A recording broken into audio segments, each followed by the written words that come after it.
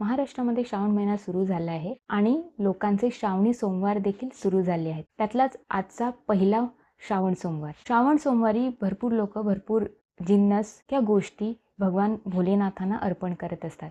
त्याच्या मागे ही भावना असते की जेव्हाही एखादी गोष्ट तुम्ही भगवान भोलेनाथांना अर्पण करतात, त्या गोष्टीशी संबंधित असा जो ग्रह आहे तो जे काही आपल्या बॉडीमध्ये रिप्रेझेंट करतो ते आपण सगळ्यात पहिले भगवान भोलेनाथांना अर्पण करत असतो.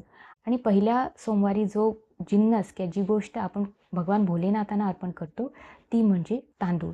तांदूळ हे चंद्रग्रहाला रिप्रेझेंट करत असते आणि आपल्या बॉडीमध्ये चंद्रग्रह म्हणजे आपलं मन. आणि त्यामुळेच जेव्हाही आपण भगवान भोलेनाथांना तांदूळ अर्पण करत असतो तेव्हा आपण भगवान भोलेनाथांना आपलं मन हे अर्पण करत असतो. जोपर्यंत आपण आपलं मन भगवान भोलेनाथांना अर्पण करणार नाही तोपर्यंत आपण भगवान भोलेनाथांना कसं काही जिंकू शकतो. म्हणून जर भगवान भोलेनाथांची जर तुम्ही पूजा करत असाल तर सगळ्यात पहिले जेव्हा आपण तांदूळ चढवतो तेव्हा मनात भावना ही असली पाहिजे की तुम्ही स्वतःचं मन आहे ते अर्पण करत आहात.